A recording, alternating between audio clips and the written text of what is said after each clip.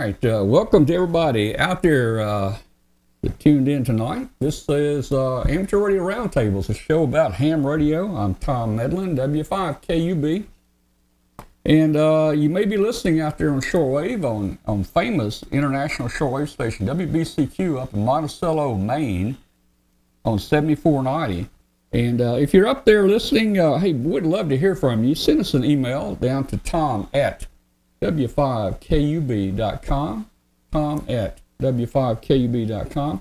We'd love to hear from you and find out where in the world you are. Give us a signal report from the station. And if you want to join the live video show on Tuesday nights, you can just go to w5kub.com at 9 p.m. Eastern and join the video show. And also we have our own private chat room there where you can chat with us and others. We have viewers around the world watching, and we're going to have a great show tonight. Hey, do me a favor. I always ask you to, if you will, hit that subscribe button. You can see the subscribe button, and if you can't see it, I'll put you a little arrow on there so you can find it. That helps us to advertise our show, and you know, it helps YouTube to move people kind of toward our show that are looking for radio and electronics and things like that. So please subscribe. Hey, also let me invite you to join our Facebook group. We started a Facebook group that follows the show, but it's generally just about ham radio in general. It's a great ham radio Facebook group, and we've got 13,000 members now in that group. So 13,000 strong and growing fast every day. So please join it. Just type in W5KUB in the search, and you'll be a member of our group here. Hey, let me jump over to Glenn real quick. Just say hi to Glenn real quick. Hi, Glenn. Hey, Tom, how you doing? I'm doing good, man. What's going on in your world tonight? Oh, down here in Mississippi. Yeah, 25 miles away from you. Well, it's going crazy. Let me turn the radios down here. It's been going crazy. I have been working my tail off on the next book, trying to make my December deadline. Looks like we're going to make that, but I've got probably at this stage of the game requests for at least 4 additional books as fast as I can turn them out. So I don't know how that's going to work. I don't know how you do it. But got the Huntsville presentation all put together, and that is going to be a dynamite forum. It's going to be all new Arduino stuff, but it's not going to be what anyone expects. Finished building a project or two just for the forum. Got them all programmed up and loaded and ready to go. So, I mean, I'm just ready to go to Huntsville now. I'm ready too, man. Hey, we always go a day early and stay a day late, man. We love that place down there. And yeah, I am too. I'm going over a day early and spending the morning and early afternoon over at the Space and Rocket Center before I go to my hotel and check in. Yeah. Hey, since you mentioned Huntsville there, I've got a special announcement to make about Huntsville, guys. And I'll be telling you more about this, but if you, we're starting to load up prizes on our prize page for our webcast of the Huntsville Hamfest, and that's only in about 4 weeks or so, 30 days, something like that. But if you go to our prize page, you're going to see one prize. And I've got one thing here. We started doing this, guys. The going to webcast this Hamfest for everybody has become very expensive. As we've told you, and you probably know, you know, when every year we've been webcasting Hamvention for about 20 years now, and lately, as everything is going up, and our cost to webcast Huntsville was upwards to Hamvention was upwards to $3,000. Now, Huntsville's a little different. It's kind of laid back. We've got a little bit different arrangements. And it cost us less, but it does cost us still about $1,500 to webcast the Huntsville Hamfest to all you guys and get prizes away to you. And what we're offering, I'll do the same thing this year as we did last year. Hey, we're going to give away just this one prize. This one prize here is going to be kind of a fundraiser. And for every $5 that you'll throw in a pot or in a hat, we'll put your name in a hat to win this CA 500 antennalyzer, and this is a great antenna analyzer. And hey, $2 $5, that gets you 2 tickets. 3 gets you, 3 gets you 3 tickets. Let's see, how much would $1,000 win? How much would 1,000? How many tickets? That'd be about 500. No, That'd be about 200 tickets. 200 tickets. Guys, for $1,000, if you donate, we'll get you 200 tickets to go and have. But anyway, hey, you can check this out on the prize page. I explained it on the prize page. If you're interested, do it. If you're not, if you don't have the money, don't worry about it. Don't do it.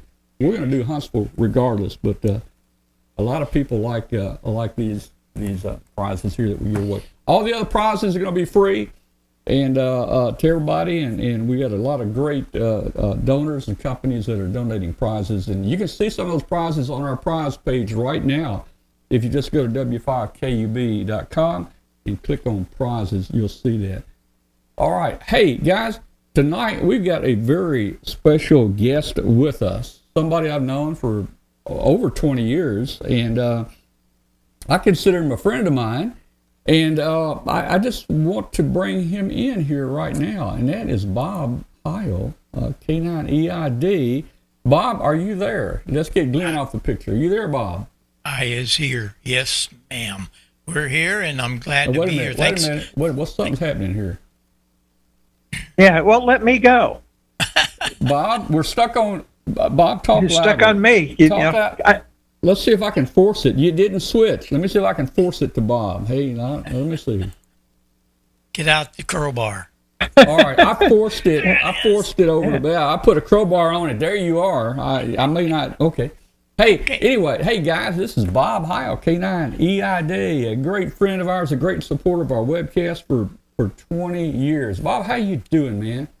I'm doing great, really great. Things are wonderful, and I'm glad to be here. Thanks for asking me, and all of the viewers and listeners out there in shortwave land. So, yeah, this is great, and ham radio is alive and kicking, that's for sure. But I appreciate being here. I want to make sure that they know that we're sending down a few prizes also, so you'll be able to have a couple of things going on. Yeah. You guys have always been great. In fact, hey, Bob, I got to mention this, man. 20 years ago, when we started webcasting the Hamfest, we were using a $1.50 microphone, one of the little condenser microphones. I guess it sounded okay, but it sure wasn't to your standards, Bob. And Bob looked at that, and he saw what we were doing, and I think he kind of liked us. And Bob says, here, take this microphone right here. And Bob gave us, I couldn't believe this, Bob gave us a Heil, a PR, this is what is this, PR 2025? 35. PR 35. Yeah, PR 35. This is one of your pro mics. Mm-hmm. And, hey, over the 20 years, look here, Bob, we got a second one. We got a second one here. I mean, we had more channels. We had to get more mics, right? Of course you do. Yeah. But, Bob, the only thing that I'm holding against you here, and I hear you tell the story about this mic. Now, let me ask you before I get mad here or upset. I'm going to ask you, tell me who uses this microphone. A number of people. Charlie Daniels, the late Charlie Daniels, was a great friend, and we did all of his audio for 12 years. And we developed that microphone he fell in love with. Carrie Underwood is using it for many, many years, and so many other groups, because it's one of the finest vocal microphones. And listen to this. Who is that calling me? Let me find out. All right, go right ahead. Go right ahead. It could be the FCC. Well, go ahead. It might be. That's crazy. I'm sorry, I didn't mute that dumb thing. Okay. But we did now. All right. But anyway, we have so many of the artists that really love the 35, and so we're happy with that. And it continues to be a real popular item with us. As you all know, it performs very well. Now, here's my rub with you, Bob, and I put this in writing, I think, to you. You probably hadn't read my email yet, but when you go in front of these groups and you say, Charlie Daniels uses it, Carrie Underwood, you need to put my name on there. You need to say, and Tom Medlin uses it, okay? There you go. And hey, man, that would make me so happy, Bob. Just let everybody know. Carrie Underwood and Tom uses mine. I'll send that to our graphic artist. Yeah. Yeah. She's got to I say. can, I can send you, I can send you a pose or whatever you need, man, for that. Okay. Hey, man. Hey, but again, thank you so much for supporting us and from way back. And we missed you at some of these hamfests, particularly lately. But man, we missed a lot of people at them just because of this COVID stuff. It got pretty serious for a while, and we understand that why people are hesitant to come to some of these places. We went to Dayton, but we went a little differently. As for years we've had a booth it's almost 100 foot long, and we took a lot of our employees and did a lot of things there. But this year I decided not to do that because of COVID. We didn't know. Well, first of all, it was really up in the air until just a month or two that really it was going to happen. So I said, well, we'll do this. So our team said, let's do something a little different. So what we did is we visited the different dealers.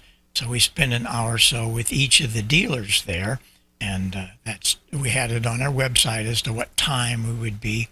But I told them going in, I said, look, I get to have 1 hour for me. Now, how many years have I been going to Dayton? Well, the first one was 1959, and that was quite interesting. I was one of the first 10 on single sideband on VHF. I had a kilowatt on 6 meter and 2 meter sideband, and the Dayton guys had heard about it, so they invited me to come to their Dayton Hamvention. That was in 1959, and I was very, very pleased and honored to do that. But the situation was that I found out, they found out, the league found out that I was one of the first 10, and I was just a kid building all this stuff. But I went there in 59, and from there I got into other things, and especially on the road with all the groups. I'm sure a lot of you know about those years, the Dead and the Who and Joe Walsh and all that. So I had about a 13-year hiatus from ham radio, and when I came back in 76, I got an extra license because I had a technician license for 17 years. A lot of people say, why'd you do that? Because in those days, in 1959, that started the biggest sunspot cycle we've ever had. And it was absolutely amazing. You could come on to 6 meters any time of the day or night, and there were people there. A lot of DX and all that. It was such a fun band.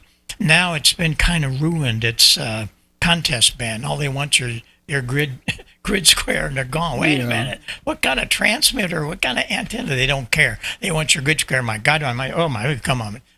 Calm down. What city are you? And they're gone. Anyway, it's not the same as it was. I loved the Rag Chew, and I want to learn about your station and where you are. You have kids and all that. Well, anyway, I got an extra class license, and I got onto 40 meters and all the others, and then I went crazy from there. But in 1970, I think it was 78, I went to the first Dayton Hamvention outside of that one in 59. The one in 59 was held in the Biltmore Hotel in downtown Dayton. They'd taken all the furniture out of one of the floors. And they had the Collins room, they had the Central Electronics, Hallicrafters, Drake, Mosley, all these manufacturers were there. They were like movie stars to me because I'd been reading about them in a magazine from my early days on. But I got to visit with them and ask them questions. It was really great. So that was quite a difference. And they went to Hera in 1964 when Hera was built. Well, in 1978, I went there. I went into the flea market to sell a whole bunch of metal parts we'd had. We had closed the plant building amplifiers and mixers and all kinds of stuff for the pro sound industry, and we were traveling around the country. But then I decided to do something a little different. And this was my entrance to ham radio from that side. We started a club in 1977 or so in Marissa. Marissa, Illinois is my home. 2,000 people. We had 3 hams. And I started a club, Marissa Amateur Radio Club. And we started doing things and building. Within 2 years, there were 300 plus members in that club. We never held a meeting in the same place. We'd have it at McDonnell Aircraft, Wicks Pipe Organ, all kinds of places that sometimes didn't have anything to do with ham radio, but it was neat. It was a different city. We'd go to SIU and Carbondale, all that, and we really had a lot of interest. Well, a guy came to me, and he said, he was a salesman that sold me capacitors. And he said, you're ham, right? And I said, I am. He said, well, I got something you might want to know about. He says, I represent Midland, the CB company. And he said, down in downtown St. Louis, it was just up the river a little bit there, they had 85, I think it was, of the Midland CBs, but they couldn't sell them because they were 23 channel. And they were going to have to throw them out because the FCC came in and said it had to be a 40 channel.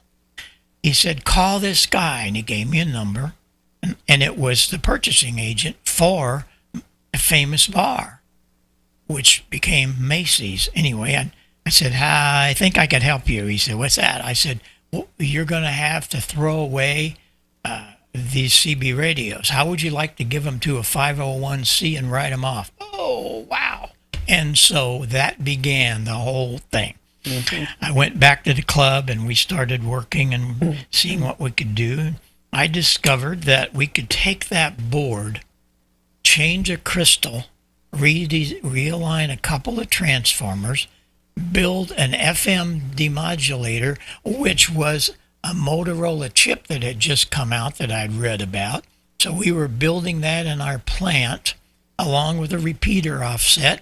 We also went to Tentec. You know, they were a great manufacturer of cabinets, and they built this cabinet for us, and we sold kits. We sold hundreds of kits, the FM10. And then I wrote the book called the FM10 Handbook. And actually it was that movement that started 10 meter FM. Evelyn Garrison, you probably remember her. She was the president of Icom America. I'd see her at a couple of shows, and she took my book and she said, we need to get into this. And so it is. I think it was a 735 had the 10 meter FM that I helped them put together. And from there, all the manufacturers now have 10 meter FM in it. It was a great thing because the band was open like crazy. That was the other thing. It really was wonderful to be able to walk around with a little handy talkie, and I had a repeater tied up to one of those 10 meter FM rigs, and you could talk to Japan or wherever through the 220 link into 10 meters. So that's why our club grew like crazy, because we were doing so many things. And that's what I think is missing for a lot of clubs. They need to be doing things and exciting things, and that's why that club really grew and grew.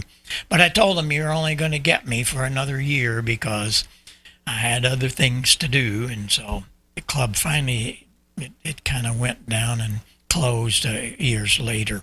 But again, it was all about building, and that's what drove me. Building is so essential to amateur radio, and to me, it was everything.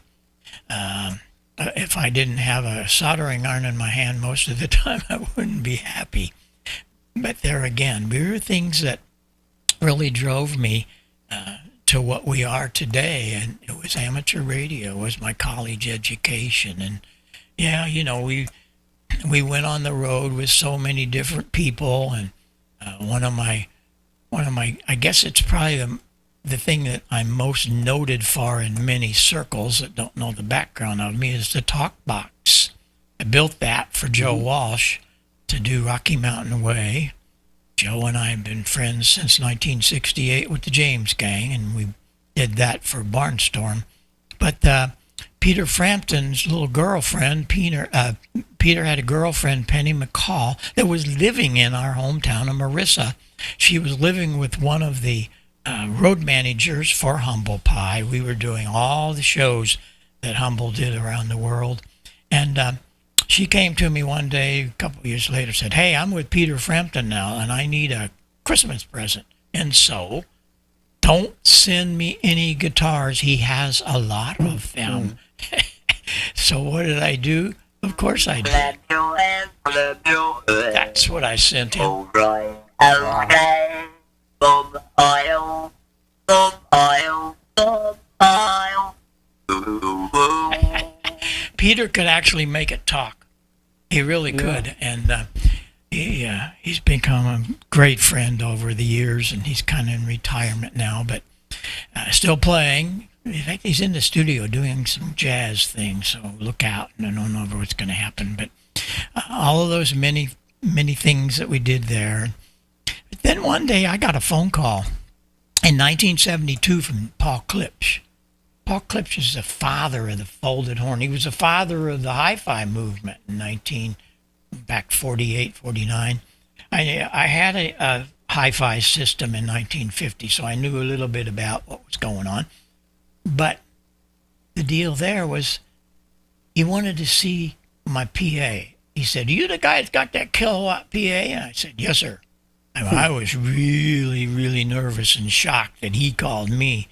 "I want to come and see it." So he flew his airplane up to my little town of Marissa, and all day long, "Why did you do that? Well, how come you did that? Where did you learn to do that?"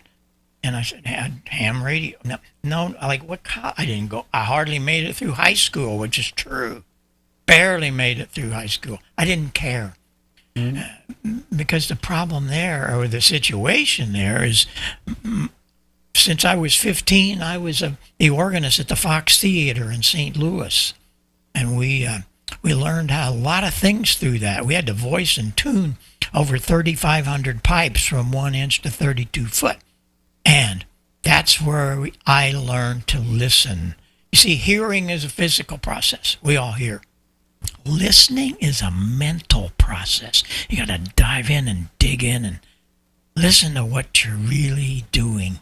And that really started my career. And of course, the organ career really went nuts then. I was very fortunate to be able to play the Paramount Theater in Times Square, New York. This was down in Tulsa, and I had many, many pictures of all that. But that's how I learned to listen and do things. So Paul said, "Well, I want to see this kilowatt." Well, unfortunately for him, it wasn't a kilowatt. It was 6 kilowatt. And we just had a big time. And he put me in his plane that night, flew me back to Hope, Arkansas. And the next couple of days, you couldn't go to a college and grasp what I learned in those times. And it didn't, it wasn't one of those things where I did it right then. He was talking. What was I doing? I'm writing notes, man. Oh, man. Try this, do that, find out about this. One of the things that Paul led me to was the telephone system. That's a picture of his lab, which was an old telephone exchange building. That's in Hope, Arkansas. He's passed on now. That's a picture of his folded horn. He made one out of plexiglass so he could see it.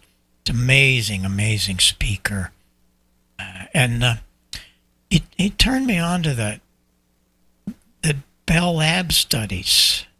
You see, the early telephone system did not work well. They were mushy. They had no clear speech articulation. This was a big deal. Like, what are they going to do? How much money and time and all that was spent to do the telephone system? They had 2 wires, started in New Jersey, went all across America. Every 500 miles was a relay station. And when they got to California, beautiful. It was all exactly what went in and went out, but it wasn't good. It's like, what's the problem here?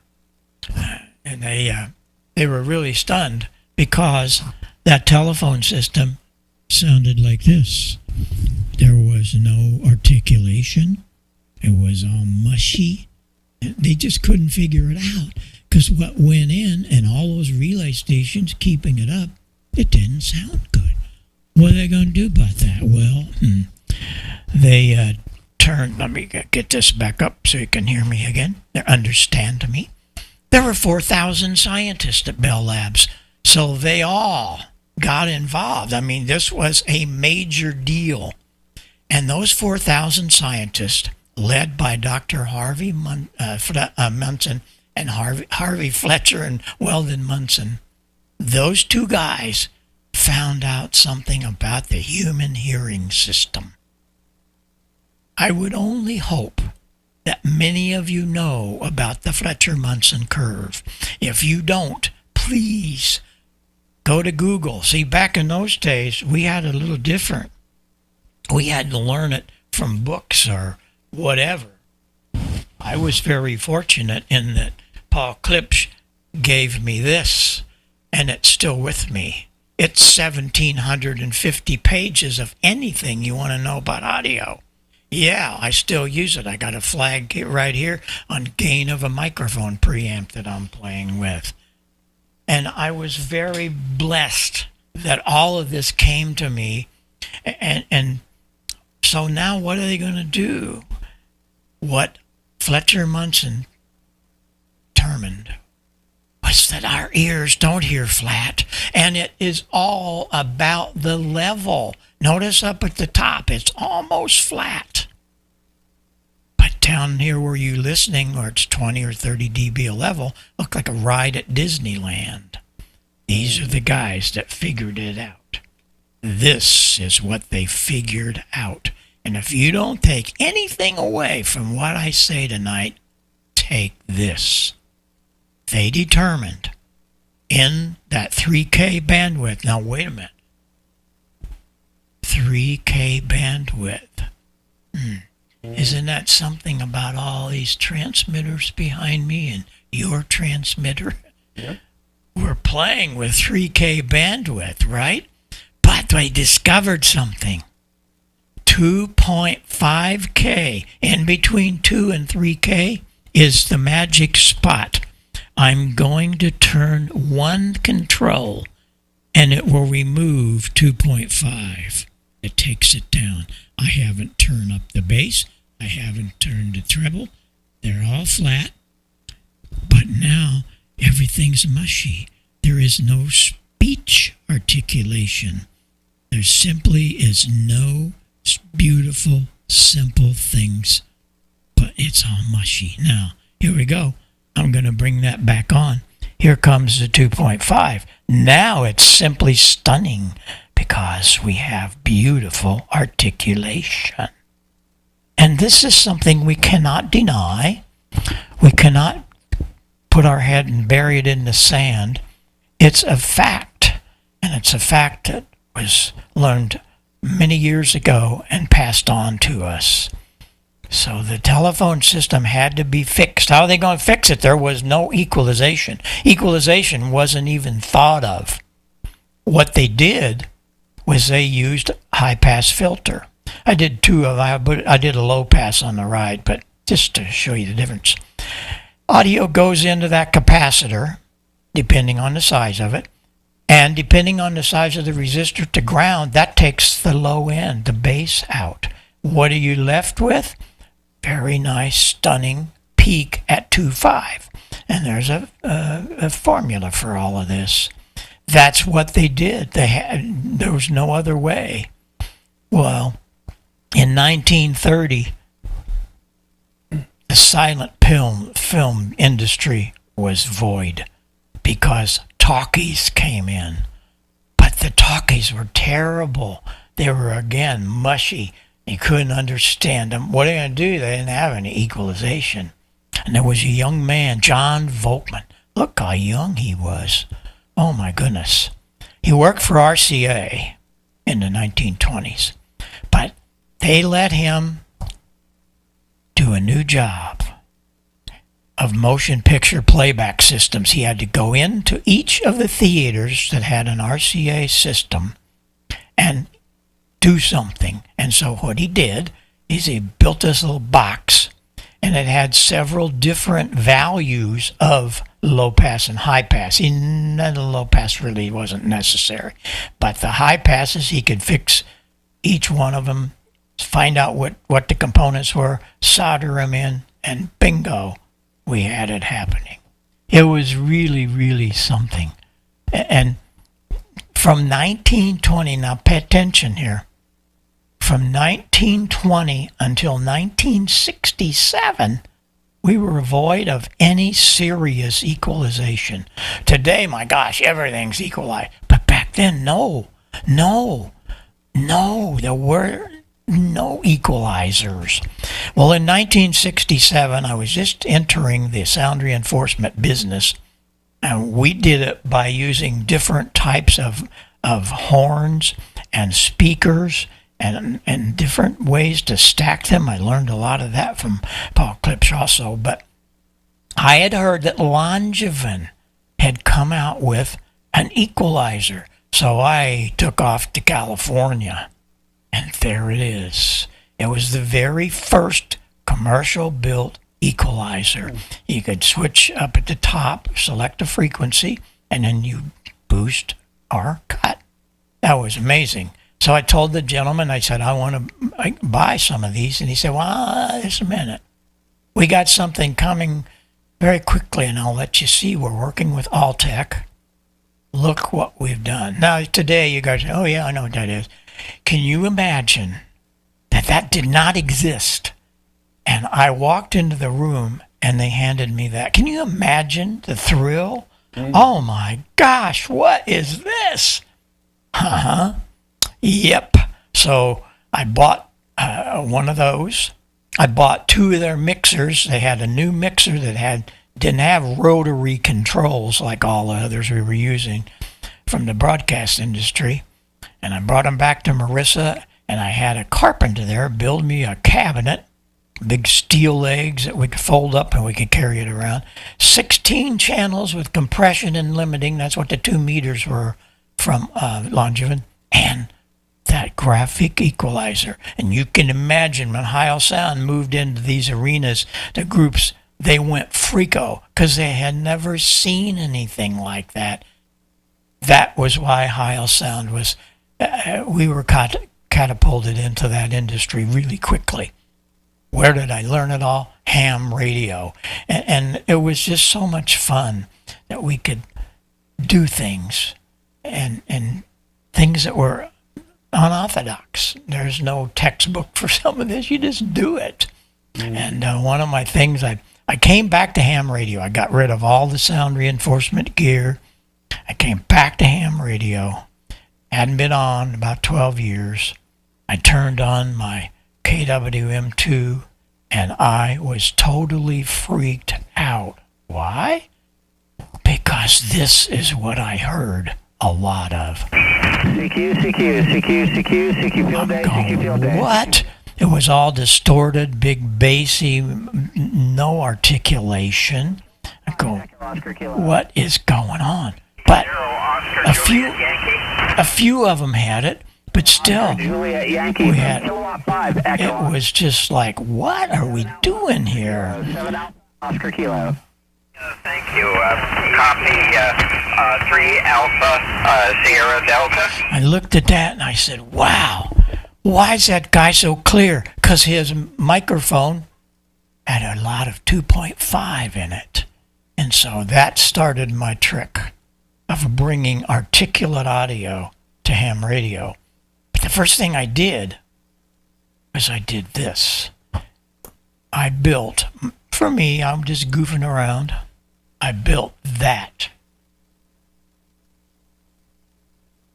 Say, what is that? That is my EQ200, I called it.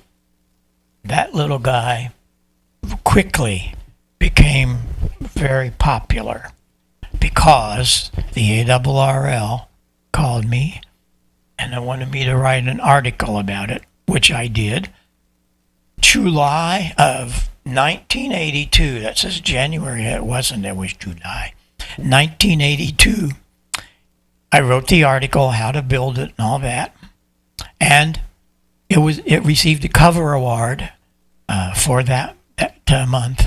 I was very, very pleased and honored by that. That was a big deal for this little kid. But there again, these are things that I learned just playing around and shared it with everybody. But I had closed my plant. We'd sold all of the sound reinforcement stuff, as I mentioned. But I still had the building, a 7,000 square foot building. But I had my printed circuit board stuff and all the other machinery. I hadn't got rid of that yet. So we started building EQ200s. I did that article as a do-it-yourself, but didn't work too well. I made a mistake. I put my phone number in the bottom of that article, but that's okay. It got us really in to building things for amateur radio, and it really was, other than the 10-meter FM kits, we were just putting pieces together there. That was the first product, and I still have guys that'll call me today that use it. But in 1999, I got a call, or I received a letter from Dr. Inouye. Dr. Inouye is the founder of Icom. And he had a picture of his station. In his picture, he had one of the great IC781s. What a great rig. It was the first rig that had a scope in it. It was a real CRT scope. Contesters loved it, and a few still are. And he had one of my gold lines, and he had one of my EQ200s. This is the president of Icom. I'm going, whoa. And he said, I'm thinking of new radio. I think I want to use EQ200. And so it is, and history will remain from the Pro 1, Pro 2, Pro 3, all the way through the Icom line to the little 705. They all have the EQ200 in them. Yaesu came along a little later, a year later actually, and at Dayton, Dr. Hasagawa comes into the booth. He's a big, tall guy. I want to talk to you about this EQ. And I went, let's step out of the booth. And so we talked about it, and I said, well, we could do that, but it's going to have to, if it's any better, it'd have to be a parametric. That'd be good. I said, not so fast. What'd be the problem? I said, education. What do you mean? Well, you see, with the little 2-band EQ, I know what frequency. I figured it out from using it. Those were set. All you got to do was increase or cut of those two filters. The top one being 2.5, the bottom one 160. But in parametric equalization, you don't have anything to go by. You have 3 filters. They each have 3 things: level, frequency, and bandwidth, audio bandwidth. That means you have 9 controls and you don't know where any of them are. That was a real challenge. I'll take care of it. Well, they didn't. If you have a Yaesu and you look at the book, how to adjust their parametric, I did it for them. I can't figure it out. So I knew we had to do something, and it was really quite simple, because when you look at the picture, and they're all the same, they might have different colors and stuff, but they all have 9 filters, frequency level width, so on. You set the first one to 200, the frequency. You're going to notch that bass. You don't want all that pumpy bass, -3 or 4. And the bandwidth, audio bandwidth, is 2 octaves. Just leave it at 2 octaves. The next one, there's something weird between 600 and 900 hertz. It's kind of a boxy sound. Get rid of it. Set that at 800-900 minus a little bit. Now, what do you do with the third one? You already know, or you haven't been listening to me. 2.5K plus 8. Oh, baby. Yes, you want to go over to that 2.5, and you want to go bang. bang, you don't want it to be down here. And that's how you adjust a parametric equalizer. And all of them are the same, even the new 101 and all those kind of things. And so it really is a wonderful thing for amateur radio. If you don't have it in your in your radio, you could do an outboard. Kenwood came to me. We helped them a little bit with theirs. I didn't like the 13 band. We don't need all that. My first thing I did for them was only going to be 8 bands, but they went a little further. If you have a rig that doesn't have EQ, W2IHY is your golden entrance. That really works great, and it's just wonderful stuff. Our website has all kinds of things on it.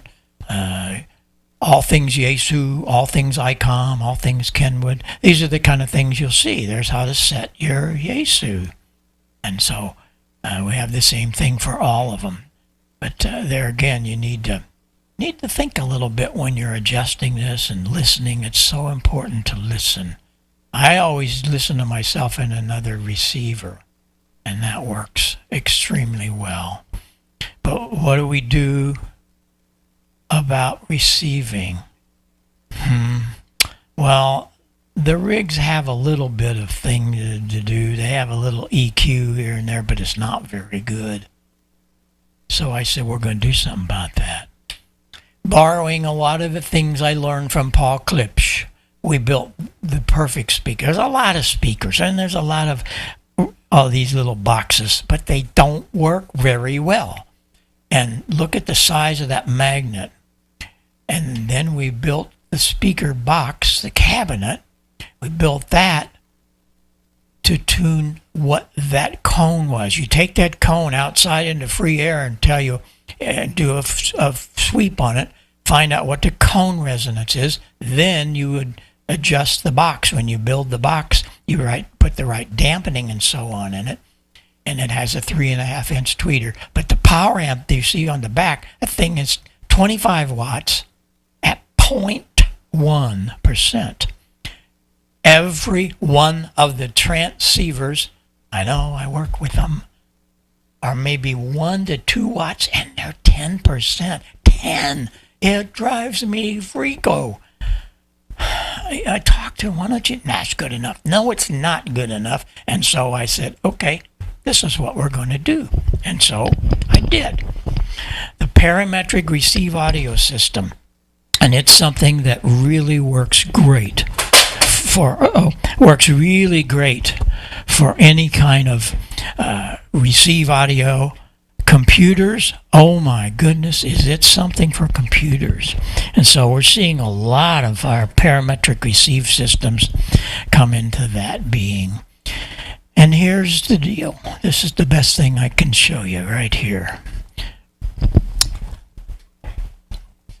It has an input control, and then we have 3 filters. This is just a plus or minus at 6K. This happens to be the low at 160 plus or minus 12 dB. There you go. But the middle is parametric. We have a gain control. We'll set that. I'm going to set everything else about flat. And then this is your parametric mids from 400 to 4,000. See, it's not set. Parametric, you can change the parameters of that filter. I have a little thing on a disc here that came from the air. This is a DX station, and here's the way you hear it. That's flat, okay? Echo India 8 Bravo Lima Bravo 2.5. There it is flat, the way you hear it. Sierra Germany. Hope I have it right. Very good day to you from Ireland. Name is It is flat. India Alpha Mike, over. This is the way you listen to him. Echo India 8 Bravo Lima Bravo BI8LB calling. It's amazing. The other thing about it that's really wonderful, I have 2 headphone amplifiers separate line amps. These are not all wired together and all that. They're separate amplifiers. You can have a logger, you can have an operator, but what's really taken hold is the left side of your headphone and the right side. So if you have a hearing imbalance, this is a godsend. I can't tell you how many people write and tell me and call me. This one is a record out. It's a separate amplifier. It's not just some Y thing. And that you can plug into your computer and do what I did there, in that it gives you some really great recordings. And we're so thrilled that these are the kind of things we need. But a lot of manufacturers don't, and the people that do, they're just don't get me started. They've got to be right.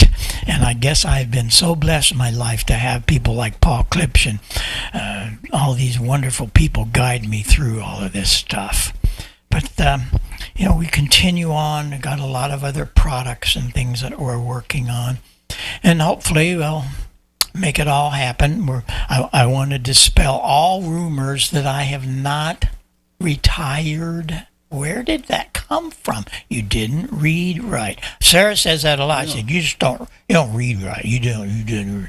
Hey, Bob, I read it, and I read it wrong. I actually thought you were gone, man. It was a sad day at Dodge. Nope. I have a new title. Yeah. Sarah's son, Ash, has been working with us for years. He's a very schooled classical pianist. He's a PhD, and he'd been actually in psychology for a number of years teaching, but he came aboard some time ago, and he's running the things. And the other thing is, I think you have a picture of those guys. Steve Warford's been on the right. Steve been with me since he was 16.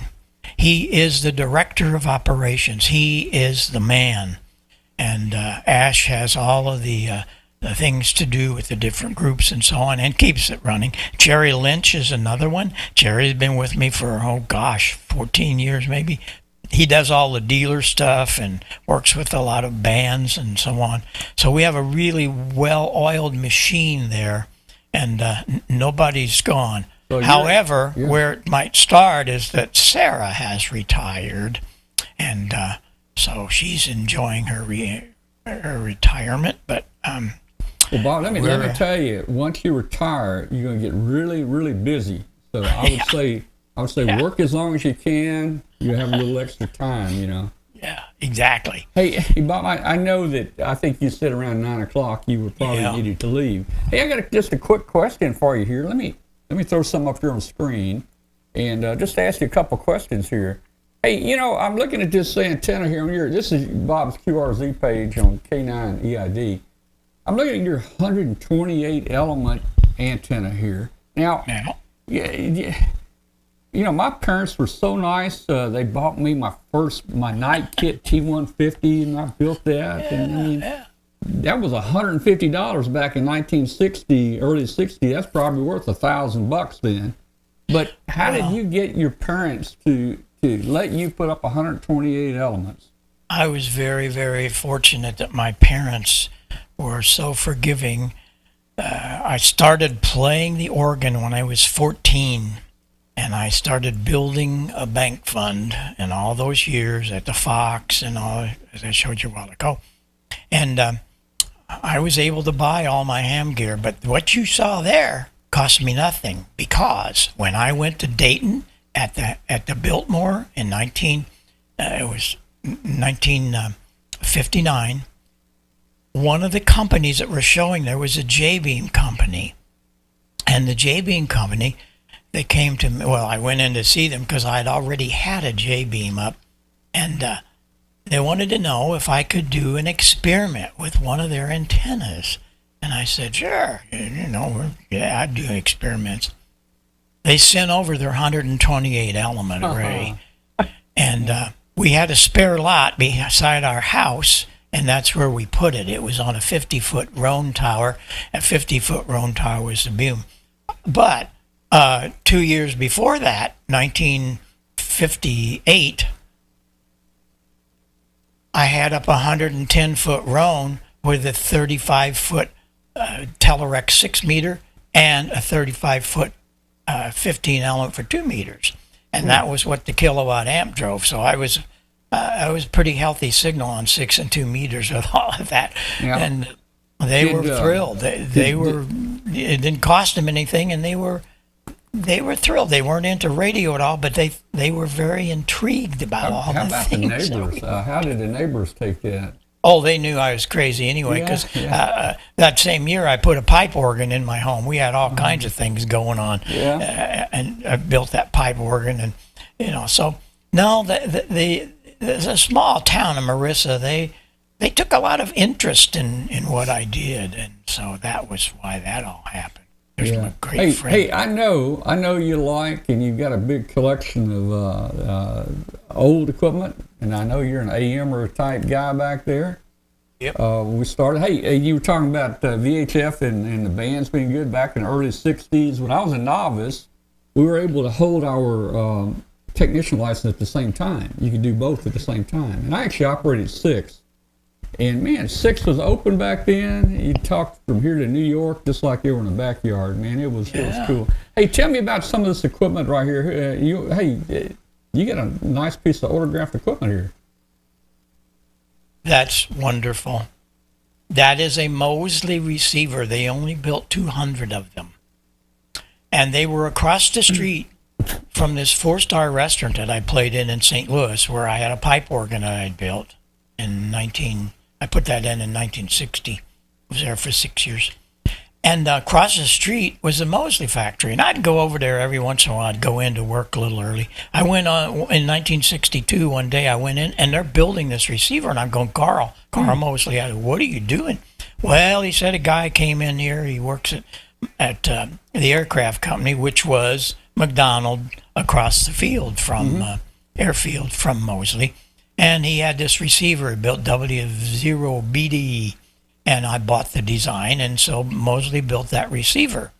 And I had to have one, and I bought it right away. Well, I didn't use it for a long time, but when I started getting back into things, especially AM, I discovered it was a marvelous AM receiver. And that's what I use every morning, and I'm really thrilled about having it. It works so well. And that's the man that designed it, W0BD. I visited with him many, many times, and he passed away a couple years ago. But these are guys that really had a lot of things that guided amateur radio. One of the other things I had in the early day, and you probably did too, was one of these, the Gonset communicator. Yeah. And I came home from school one day. This was about 6 months after I had my ticket. And one of my high school chums that got me into ham radio, he was a mile down the road. When you bought a Gonset communicator, you got a whip that screwed onto the top of it. And it collapsed like the antennas on your car. You could take it up to 54 inches. And we'd talk back and forth with our communicators. I ran home from school one day, and I didn't pay attention. I turned it on. I was going to call George, and the band is just wide open, and this guy's calling. It's CO2ZX. I'm going, where is that? What is going on? It was Havana, Cuba. Oh my gracious! So I just quickly called him. I was so nervous about it. And he came back. There's the proof right there. And I ended the conversation, the QSO. I sat back and took a breath. I forgot to put the outside antenna. I worked him on a 54-inch antenna in my house. That's how wide open 6 meters was in those days. It used to get like that. It's called the Miracle Band, and it didn't take much of an antenna, man, to talk places. That's for sure. When it's open. Yeah. Yeah, I dearly love 6. Yeah. Well, Bob. Bob, I got to tell you. Go ahead, Tom. No, go ahead, Glenn. I was going to say, Bob, I got to tell you, I love it when you speak. I always learn something new. But you said something along here that really hit home to me, because I was benefited the same way when I started up, and that's the mentors that we had. I was blessed with a whole series of mentors, and it sounds like you had absolutely just a whole bunch of wonderful mentors, and that seems to be going by the wayside as well for a large part. Yeah, it's sad. I was on the air with my Harvey Wells on AM, 6 meters. About a week after I was on, there's the station. That was it. About a week after I'm on, I'm tuning around on the SX99. I'm a young kid. I knew nothing little about it. That big box you see, that was a 6-2 converter, by the way, and the Harvey Wells. And I heard this terrible signal. It was so distorted. What is wrong with this guy? Next night I come back, he's around that same frequency. What is going on? So I got up the nerve to call him. And he came back. He was so thrilled. I had pushed the BFO button because I hadn't done that before. He was on single sideband on 6 meters. And so I was he was happy because he said, nobody comes back to me. They all think I'm distorted. So we started talking. And every night I was 50 miles from him. He was in St. Louis. I'm in Marissa, 50 miles away. And he'd come on and I want to adjust this. Now tell me if it's better or bad, whatever. Well, one of the nights he said, I told him, I said, well, I come into St. Louis and I play the organ at the Fox. And I said, I got some time because what we did in those days, we would play for 8 minutes and then the movie started and we'd have a couple of hours at least. He said, well, come and see me. And he gave me the address. I'm 15 years old. I had a license to drive at the age of 15. It was a drive to work license. Mm-hmm. So I roll up in front of that address and it says KMOX radio. That's the 50 kW CBS station. I go in and there's a secretary or a receptionist. And I'm a little scared kid, and she said, can I help you? And I said, I want to talk to Larry. And she said, well, I have several Larrys. I said, he's a ham radio. Oh, you want Larry Burrows. Out comes this guy in a 3-piece suit. He was the chief engineer of CBS KMOX. And he took me under his wing. And I said, during that meeting, I said, would you build me one of those sideband rigs? No, I can't do that. But I'm going to teach you how. And so I went back to Walter Ash with a laundry list of all the things. And within about 6 months, I was on 6 meter sideband thanks to Larry Burrows. And that really started it for me. He was a great mentor. And then, there are so many others. As you said, that Paul the Klipsch thing was just outrageous when you think about him, what he did, and coming to see me. Why me? He was intrigued. He'd never seen a kilowatt. And then when he saw 6,000 of them and had a big pile of amplifiers. But anyway, the ham radio is really where it all started, and it hasn't ended. I'm just beginning. Don't forget that. I have not retired. Go out and do that rumor. Let everybody know I am not dead. I'm not retired, and I still have my soldering iron handy. Yes, I do. Yes. Well, Bob, just one final question here for me. Did you just go directly into a tech license first, or did you get a novice license? Oh, I got a novice license, and I immediately the next week took the technician license. Okay. I did learn the code a little bit, enough to pass that. And then, of course, in later years, I was terrible at it, but I got enough to pass my other license. But yeah. I am not a CW expert or even operator. Well, I'm not either, but CW does have its place, and that was some fun days back in the early 60s as a novice when that's all we could do, CW. CW was fun back then, and was. that's kind of my start in ham radio. I'm not a CW person now, but you know, it's like riding a bicycle. You learn it, you kind of always remember it, you know? Yeah, you know, it all ended up for me, and I was incredibly honored. Heil Sound is the only manufacturer in the Rock and Roll Hall of Fame.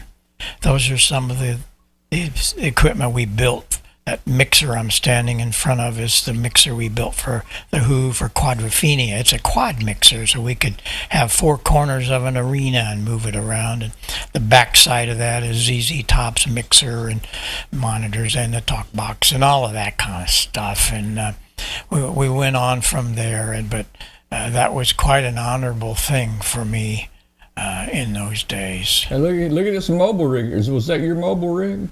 Yep, that's a 1956 Thunderbird that I totally restored in 1972, body off and all that. And it was my everyday car for many years. And I had a 1956 KWM1 in it. Oh, and we had a lot of fun with that. Oh, man. Those are all fun things. Cool, Yeah. cool, man. Yeah, And was that a mobile? Is that a mobile? that unit? is.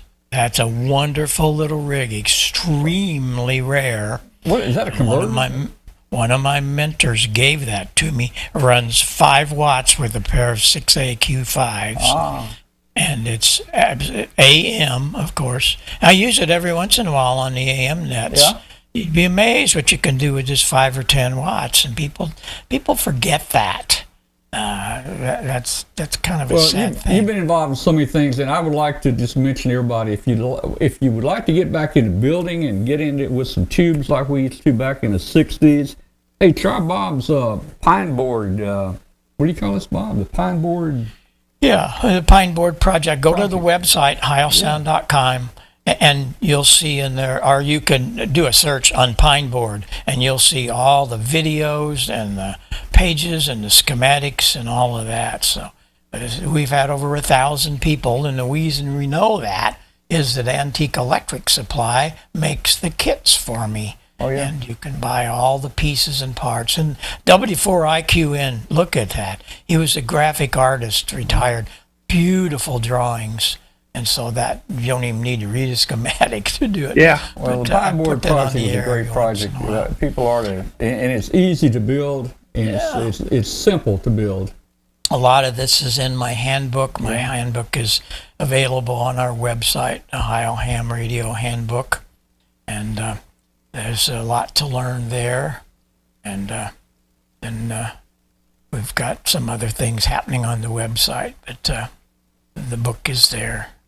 All right, Bob. Hey, thank you so much for being with us tonight. I know you've got to go, and man, we appreciate the time you can spend with us tonight. We always learn a lot, and I love talking about this stuff.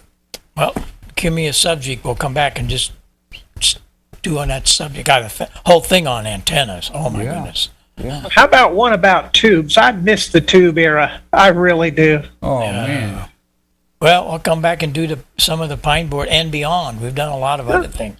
Excellent. You just call me and I'll be there. You know that. Oh, I'd love it. Okay. Man. Glenn, you take care. You Watch didn't Tom, have will tubes. you? I mean, back when I grew up. No, he's on his own. I can't do anything with him. Hey, back when I grew up in ham radio, we didn't have transistors then. That's how No, old we I had didn't tubes. That's how old I am, man. Oh, me too. Okay. All right, Bob. Thank you so much, man. Really appreciate it. Okay. Great, Take care. great, man. Thanks, Bob. Take care. Greetings to all. Bye-bye for right. now. Goodbye. All right, guys. That was a great segment there with Bob Heil, K9 EID, and he cleared up the rumors. I actually read the press release, and I thought Bob was out of the business, but he's not. He's still involved there and heavily involved in doing a lot of things at Heil Sound. I don't think Bob will ever retire, really. I think he'll always. I hope not. I mean, he's kind of like Martin Jew. Yeah. No matter how many times he thinks he's going to retire, it's not going to happen. Yeah, I think. So. He's just got that love of ham radio and electronics that you just can't let go of. Yeah, I think he'll always be there. Well, guys, hey, it's about time to go to after the show, and let me just mention to you that man, hey, just 2 hours before the show tonight, I had a tooth ground off right here, and I've got a temporary crown on there. So when I started the show, this whole half of my face was dead, man. I mean, no lip. I couldn't even feel my lip. I couldn't feel this half the nose, all the way up to the eye. So left side. So it's starting to come back. It's almost there, man. It's a terrible feeling, terrible feeling. Oh, yeah. Yeah, but the results of the whole process are worth it. And you know what? I went in there today. I went in there today, and the assistant there says, "Do you want gas?" And I've never used gas before. And I said, "Well, the last gas I had was CS gas in the United States Air Force, and I didn't particularly like, smelling it." And they said, "Well, this is different gas, man. This is some happy gas, So anyway, she put the thing. I said, "Yeah, let's try it." I said, let her rip. So she puts it on there, and turns it on, and it's on about 5 minutes. I said, have you turned the happy gas on yet?" I said, I don't feel a thing. And she said, "Yeah, it's been on for 5 minutes."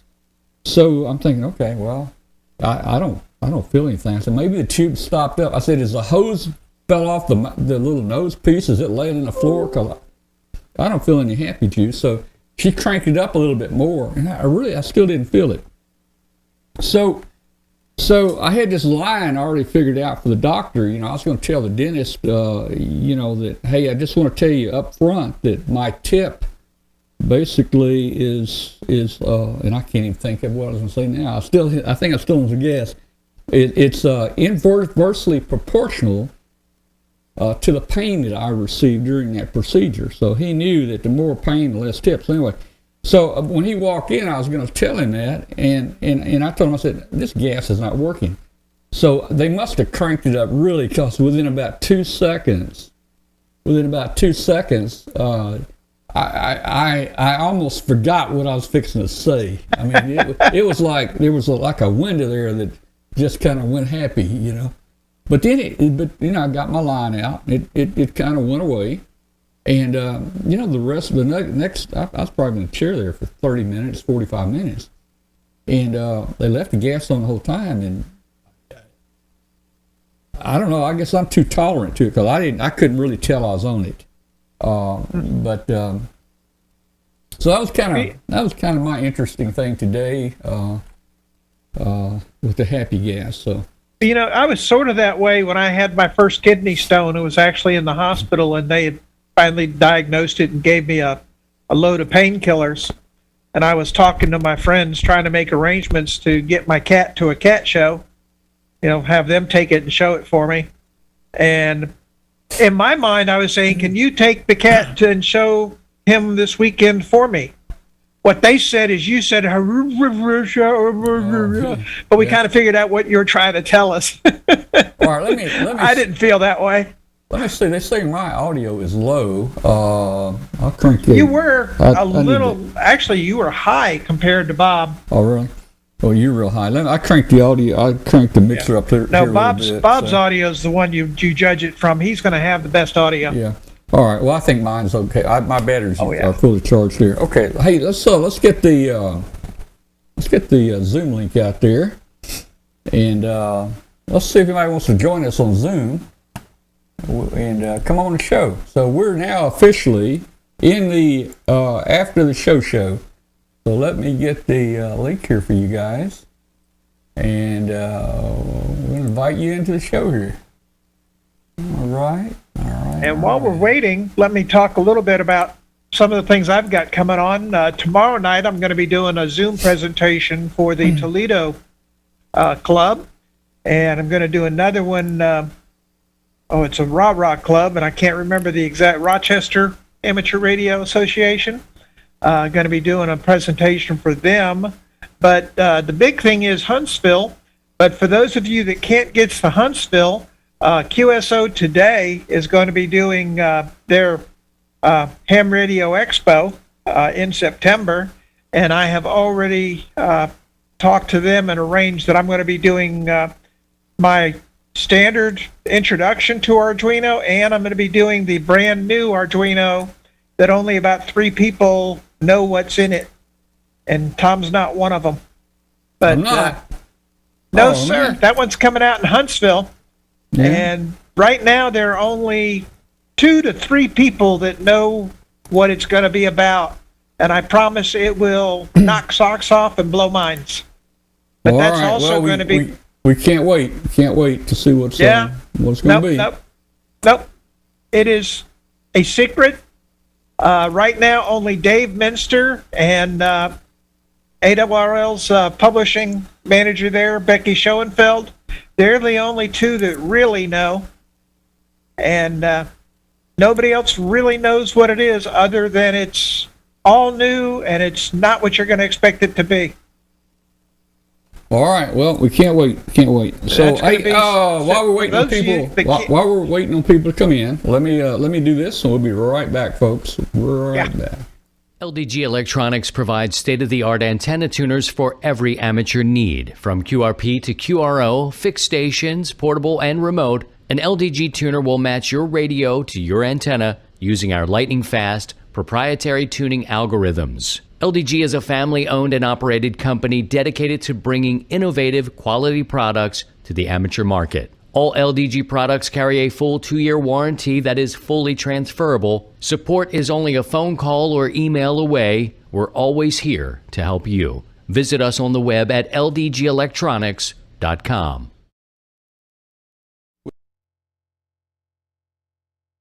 Easily cut through the pileups to get that contesting edge. Our popular IC705 portable, the IC7300, and the IC7610 SDR transceivers are the clear choice for DXers and contesters across the globe. The IC705 is a perfect transceiver for hams who enjoy both the great indoors and outdoors. This base station provides features and functionality at the tip of your fingers in a portable package that covers HF 6 meters, 2 meters, and 70 centimeters, and is weighing in at just under 2 pounds. The IC7300 is a high-performance, innovative HF transceiver with a compact design that will far exceed expectations. This innovative HF transceiver digitizes RF before various stages, and it reduces the generated inherent noise in different IF stages. This is a radio that changed the way entry-level HF is designed. It has RF direct sampling, 15 discrete bandpass filters, a large 4.3-inch color touchscreen, real-time spectrum scope, and an SD memory card slot. The IC7610 is the SDR every ham wants. This high-performance SDR has the ability to pick out faint signals in the presence of stronger adjacent signals. The Icom 7610 is a great sampling, software-defined radio that has changed the world's definition of an SDR transceiver. It has RF direct sampling, 110 dB RMDR, independent dual receivers, and dual digit select. For more information, visit www.icomamerica.com/amateur for more information on Icom radios. All right, and we are back, and we are officially in after the show. You've been listening to and watching Amateur Radio Roundtable, a show about ham radio, amateur radio, and we kind of gone to the informal part now, where we're just opening up the Zoom lines, and if you want to connect with Zoom, you can connect. Come in the show. We'll talk about just about any ham radio subject here. Hey, I did want to mention, and I didn't mention it during the show, the Roundtable show, but our balloon is still flying. Look at this. I mean, the ants are turning it around. I mean, we haven't even made it to we've been flying now for 31 days. And we hadn't even made it to the U.S. Our best time for a complete lap was 9 days.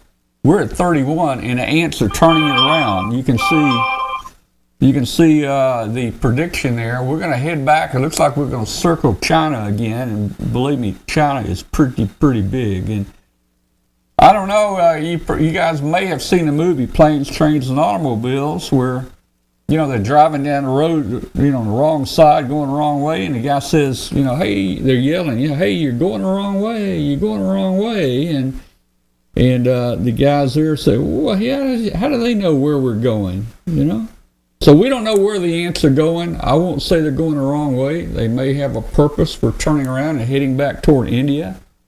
Man, I have no idea. But, hey, the interesting thing is, we dropped about 3,000 feet in 30 days. We've dropped about 3,000 feet in altitude, but we've gradually been gaining it, and we were back up tonight. Last I checked, we were back up to the exact maximum altitude that we achieved about day 2. So I don't know. We're back up there now at over 51,000 feet. So there's not a lot of air up there. We're going to be going slow, and we're going to be going backwards. It's quite impressive, really, when you stop and think about it. Well, yeah. Our best flights have been 72 days. We're only up to 31 days, so we got a ways to go. But that 72 days also took us around 3.5 times. I see you moving south again. Yeah. Yeah, we're heading south, and I don't know why, but well, that's just where we're going to be going. Yeah, now I got to tell you, Bob Heil spoiled me. I didn't get a chance to tell him this tonight, but he designed the audio for the Yaesu FT950, and that was absolutely the best audio of any transceiver I've ever used. I think he is doing it for all the rigs. I know he's doing it for Icom too. And I mean, I hated to get rid of that rig because of the quality sound in it. It was just wonderful. And so I mean, I'm hoping that the FT101's got the similar stuff in it, because I had a whole bunch of other rigs here, and I'd always use the 950 because the other rigs just didn't sound right. He definitely spoiled me. Plus, now I've got the that parametric receive audio system, and let me tell you, it works. I actually have that attached to my Go box for field day and the contests, and it really, really brings up the audio for contest work. It's amazing.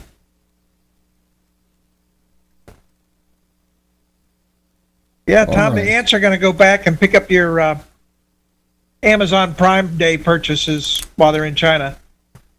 Yeah, I'm waiting on some resonators from China if they'll ever get here. We're designing another board. This is our tracker that's built under microscope. Glenn, we're having boards printing out that are 1/2 this size. Holy cow! The board is actually, see the white GPS unit. The board is about the size of the GPS unit. The GPS goes on one side, and the Arduino goes on the back side. That's phenomenal. So I had to get some different resonators to go on it. So I'm waiting on those to go in, and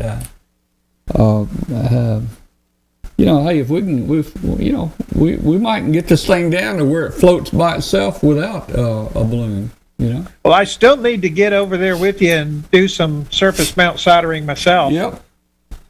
Whenever you're ready. I think I'll be here this weekend. If you might check, I mean, we've Friday. both been sick, and schedules have been flip-flopped and everything, so no big rush. Yeah. And, I'm the way it is outside of Huntsville, I don't have any travel plans set as far as I know until Dayton, but that's all subject to change at a moment's notice. You know me. Yep. But I really need to get cranking on the book. I'm finishing up a couple of the new updated projects for that book now. They're rolling quick. It's just I'm trying to put 20 into one book, and I want to update them all to be totally as current as I can, rather than using parts you can't get anymore. I was at the league headquarters last Monday. And I held a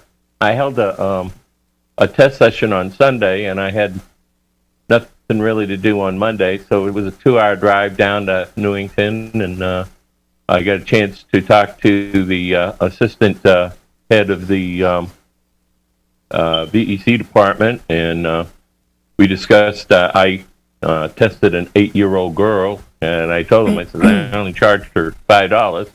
She goes, well, that was what you were supposed to do. And I said to her, how does this $35 refund work. And she said, we have to fill out a form. I said, well, I don't have any of them. She said, well, it's on our website. But she went upstairs and she brought me down, what was it? She brought me some labels, some new CSEs that talk about the $35. And she gave me one of the things. And I said, well, how can I fill this out for the kid? I just did that. And so I filled the thing out, okay, and gave all the information and I handed it to her. And she goes, well, as soon as the parents pay, she says, we'll cut them a check and send it back. I said, good. That's excellent. Excellent. I understand that the FCC is having trouble if an individual decides that they're going to make their $35 payment on a cell phone or a tablet. Not a PC or a Mac, but they're having trouble with the electronics there. I tried to get a hold of the FCC tech desk today to find out what the heck's going on, but well, Bill, I saw your post about that in one of the groups, and somebody commented under you and said it's not just for ham radio, that they're having trouble with all services getting the money. I'm telling you, they pushed it too fast. They didn't check it before they ran it. So, well, and that's actually when you come into the tech side of things, that's what I do for a living. Finding quality people to actually produce good software, maintain hardware, etc., is getting harder and harder to find. And I would not surprise me if they just had difficulty finding the talent to get that job done right. I know when I was in the Navy and I worked at the Pentagon, we had this specific unit. There was like 60 of them.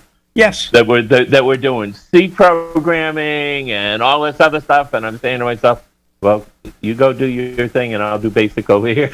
Yeah. No, back in the 70s when I was doing the turbojet engine research project, my Lord, we had just a whole building full of programmers. And they were just all the best money could buy. And it was just phenomenal back then. But I look at my job today and it's very hard to find a quality person in the tech field right now that's not trying to get the job to rip you off and just take your money. Right.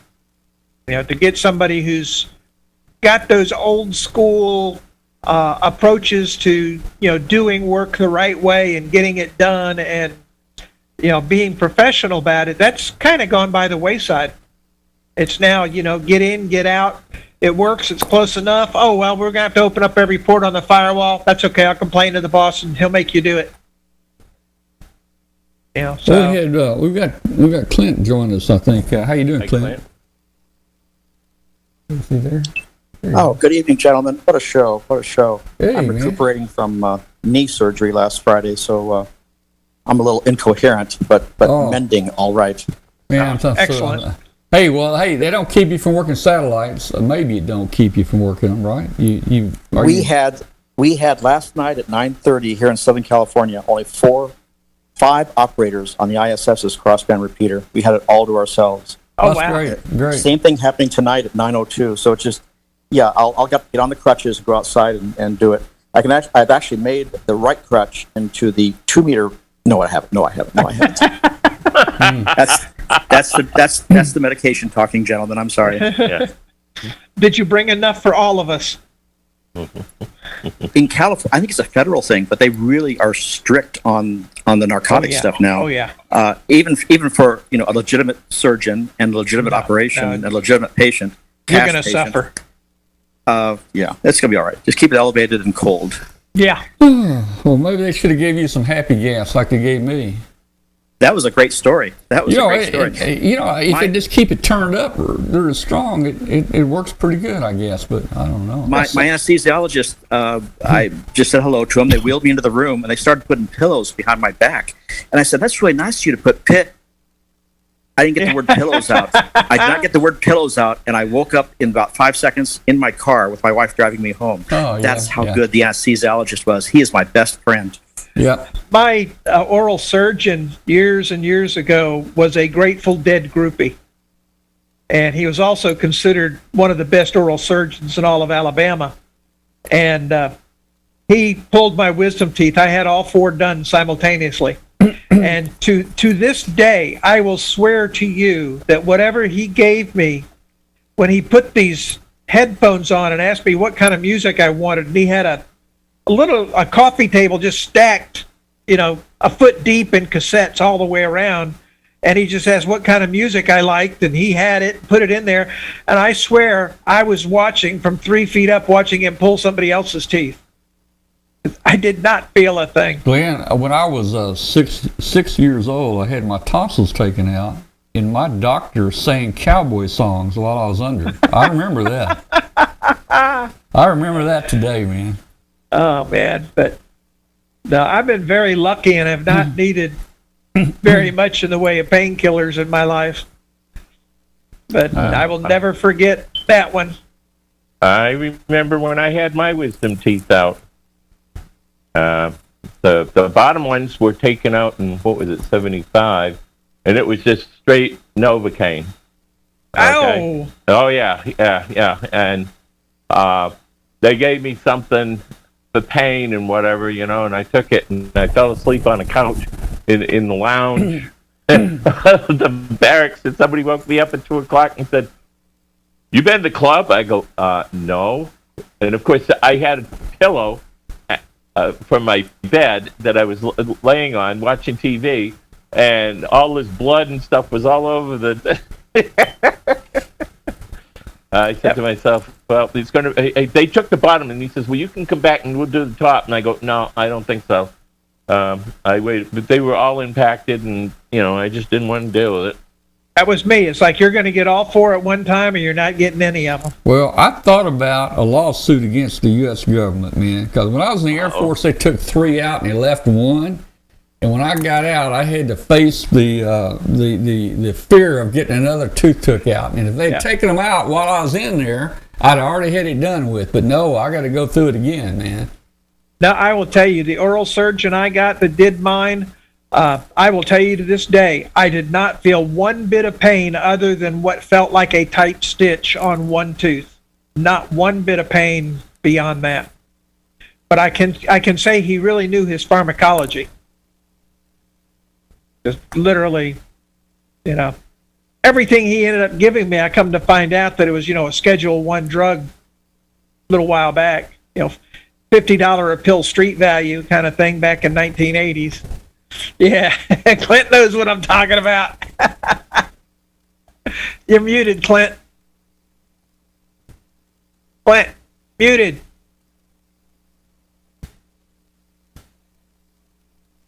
Clint, you need to unmute. My wife just walked by and said, I thought you were listening to Tom. I go, yeah, I am. It's Tom's Medical Center. Yeah, it is. Yeah. Well, we need to do this on 40 meters. We on Hangout after the show. We also used to get on here and talk about colonoscopies, but now we're talking about. No. We'll skip on that. We're skipping that. We moved on to different things now. Oh, but man. Yeah. All right, hey guys, come on. We need some more. Precipitation. We need some more precipitation. Let me get the words right. Well, we need that too, but yeah, we need more people. So call in, man. Click that link right there and call in and join us here, and we'll have some fun tonight, man. Yeah. So Tom didn't get any gas, did he, guys? We need you. And while I'm at it, in case you tuned in late, let me explain here again what we're doing. Let me put a plug in for this thing. I tell you, this is a neat antenna analyzer. And we're going to be webcasting for you guys the Huntsville Hamfest in about a month. And if you watch our webcast, we don't take anything. We don't sell anything. We stream the whole time. We work the whole time. A lot of times we don't even have time for lunch. Anyway, so we've got right now, if you check our prize page, I think I got about 30 prizes listed, some very nice ones listed there that are free to our viewers. You're going to get a prize if you win it. But I'm setting aside one prize to try to help cover some expenses. Even though Huntsville is relatively close, it's going to cost us about $1,500 to webcast it. And we're going to give away a CAA 500 Mark II antenna analyzer. You probably can't see it very well there, but this goes up to 500 megahertz. It's got a, got all the readouts here on the what do you call this readout, Glenn? This is not a LED. It's it's Organic LED, yeah, OLED. I guess it's colored. It's got a color screen. Let's see it. Hold it up again. Let me see it. Oh, that's a TFT, a thin film transistor display. Okay, all right, that's what it is. It's got that, and it'll do your graph. It'll do a sweep across the frequencies, and you also have the meter up here, the cross needle meter right here, and it'll go up to 500 megs. Nice heavy construction. This thing feels heavier than a brick. Nice metal construction there. You'll love this thing. And on our prize page, if you go to w5kub.com prize page and click on it, this will be up at the top, and we're setting aside this one prize to be drawn special for just our supporters. In other words, a $5 donation will get one ticket in a hat, $10 gets you 2 tickets in a hat, $15 gets you 3 tickets in a hat, and get this, if you put $1,000 donation in, you'll get 200. I'll tell you what, I'll give you an extra ticket. But $1,000 will get you 200 tickets plus a couple extra there. I'll throw those in. So, and we're going to draw the name on a Sunday, the 21st. I think that's the Sunday, August 21st. About noontime. You do not have to be present to win. You do not have to claim it in the Hambot in the chat room. We're just going to draw the name and we're going to issue it to you. I think right now we need to hold this to U.S. addresses only. If you're international, but if you happen to have a U.S. address, you can still enter if you want to. But we really would appreciate it. Any of you guys want to help us with this webcast, we'd really appreciate it. And this is a very nice piece of test equipment. This will last you for years, and it'll do just about everything you need to do with the antennas. So, Tom, is it a PayPal link on the site, or what are we looking for when we go to w5kub.com? Yeah, if you it's just on the prize page. If you go to the prize page, you scroll down and it lists it describes this special prize, and there's a link on there that you can click on to donate. Or you can go to the donate button just up on the top of the w5kub.com. There's a donate button that you can click on. But just go to the prize page, read about this, read about it, and then there's a link that says click here to donate, and that'd be great. And hey, you don't have to be a ham, but if you are a ham, in the comments, put your call letters. We'll find you if you don't put your call letters there. But and guys, look, if you don't have the money, don't feel obligated to donate. We're not hurting. We're going to go to Huntsville regardless and put this show on for you guys. And so if you don't have the money, just don't go for it. You might even win a free prize. Let me see if I can pull up the prize page here. Let me see what some of the prizes are. I've got them. I'm starting to list them. Rodan? That's Rodan on the table. That's Godzilla you saw coming in. Oh, okay. I told you. You got to call him up on the table. All right. Let's see. Well, Tom, I got to bow out. Thank you, Tom. 2 legends tonight, gentlemen. 2 legends tonight on the show. Much appreciated. I'll chat at you later. K6LCS. All right, Clint. We'll see you, man. We'll see you. Thanks for joining us. All right, I'm going to pull up the prize page and let you guys just see what we've got so far. Every day we're adding prizes to it. So let's see. I'm going to go to, that's, I need to go to, let's go to W5KUB, w5kub.com. And it should come up. It's just going to come up like that. That's our web page. Of course, people have probably seen it. And up at the top menu, you'll see in the top menu, there's a link that says prizes. Just click on prizes. And it's going to give you, let's see if I can make this look a little better here. I got a pop-up on there to just let everybody know about the prize. Let me try to adjust this a little bit here. so you can see it better. Okay, that should get it right here. All right, so if you click on prizes, I've got some rules here. Basically, it says, we're going to be giving away prizes, and you can't argue with Hambot. If Hambot says the time's up and you didn't win it, you didn't win it, and so forth. Tells you if you win a prize, kind of what you need to do to get us your information. But then the very first thing there talks about this antenna analyzer, the Comet CA 500 Mark II. The special prize here is going to be for people that want to support this webcast. And as you can see down the bottom right there, there's a link. It just says click here to donate. So that'll take you to the donate page to PayPal. And you can use credit card or you can use PayPal. All right, let's go up and look at some of the prizes. We got some good prizes. Ballon Designs, $100 gift certificate. Most of their ballons are around $100. He makes the best ballons in the country. Even the U.S. military buys their ballons from Robert Rumsey here. They are high power. I think they're rated at 3,000 watts. Bob has told us if one ever burns out, just send it back to him and you'll get another one. So we've got ballons. We've got spectrum analyzers here. RML spectrum analyzers. SDR Play. We've got an SDR Play receiver. Signal Link USB. We've got a number of CQ magazine subscriptions that we're giving away. Gigaparts is going to be offering some prizes. I haven't listed those yet. ARL also offers some prizes. DV Mega's got a good product out now. It's called the Globetrotter. We'll be giving out a Globetrotter. My understanding is this will get you on any digital thing like DMR or D-Star, I think, whatever. So that's called the Globetrotter. That's valued at 150 euros, whatever that is in dollars. Actually, the euro is It's a penny. $150 because it's 1-to-1 now. Oh, is it 1 to 1? No, it's still a penny one to off, one. so it's like 150.01. We got some, we got some ham radio deluxe software. This does everything from digital to remote station control. We got several ham radio deluxe software. As you heard Bob tonight, Heil Sound will be donating some prizes that we will put on here. Last year for a fundraiser, we did that Heil microphone, the classic. What's the style of the Miami buildings? That was the old Finn style. The Finn style, yeah, that was But it had a different name. Yeah, but this year we'll have some more prizes from Heil right there. MFJ, we've got things like 24-hour dual clocks. We've got antenna switches. We've got dummy loads.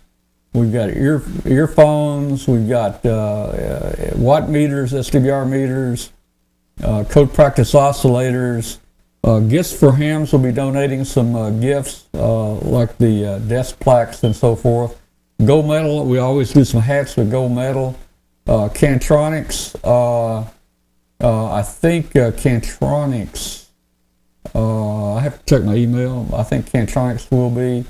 Times Microwave, everybody loves this Time Microwave. That's where we give away a big reel of LMR 400. Everybody likes that. Arlen Communications, they make a Radio Sport headset. You probably have seen it advertised in ham magazines. It's called. I think that they'll probably give another one this year. It's called the R20S, I think. Let's see, and then LDG has got a audio. This is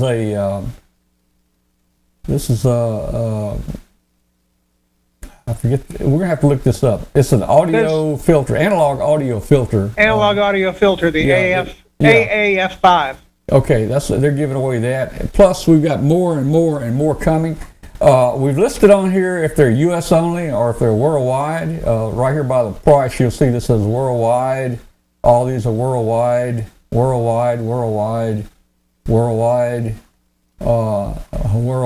So U.S. only. So there's out of probably 30 prizes here, we may have 4 of them that are U.S. only. So there's going to be a lot of prizes here for our international viewers out there. So the prize page is starting to be built. Take a look at it, and we need to continue working on it and putting links on there for these products. But you'll get to see. And when a person wins it at Huntsville, we'll put the winner's name by the prize here, so you guys can see who won the prize. Let me check and see what's in here. Let's see. Okay.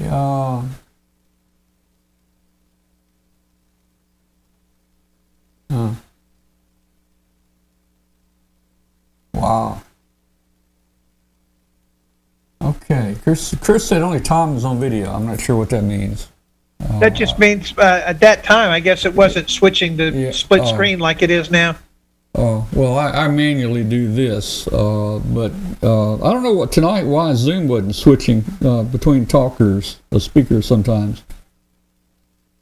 All right, anybody else got anything out there? Let's see. We got Bill still in here. Boy, nobody. I'm gonna put the Zoom link in again and see if anybody wants to join us here. There's the Zoom link.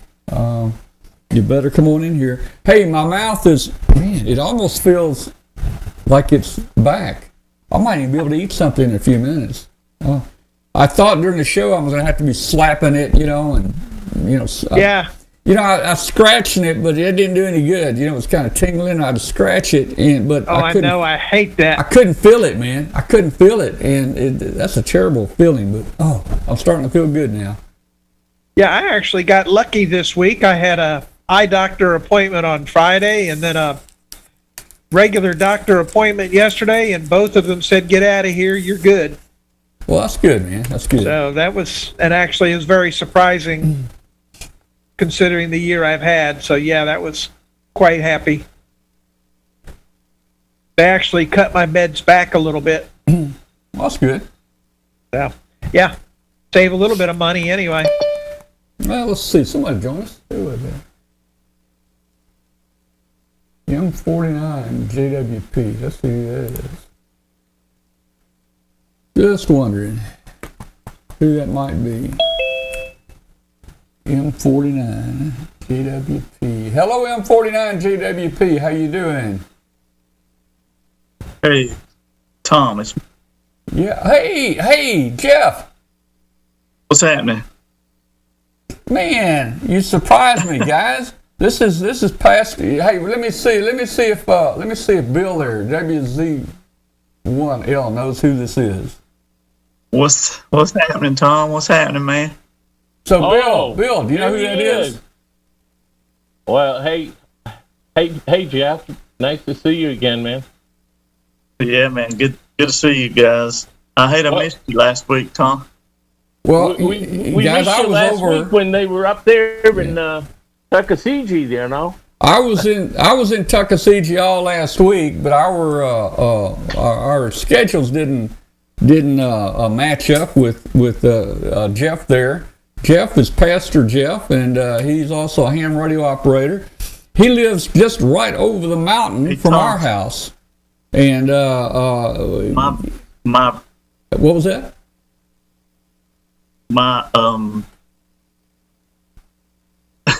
What? Yeah. Go ahead. We've already exchanged keeps playing over and over again. Oh, hey, Jeff, you need to mute the video screen on the show. Just hit the speaker and turn it off. Yeah, mute the YouTube video.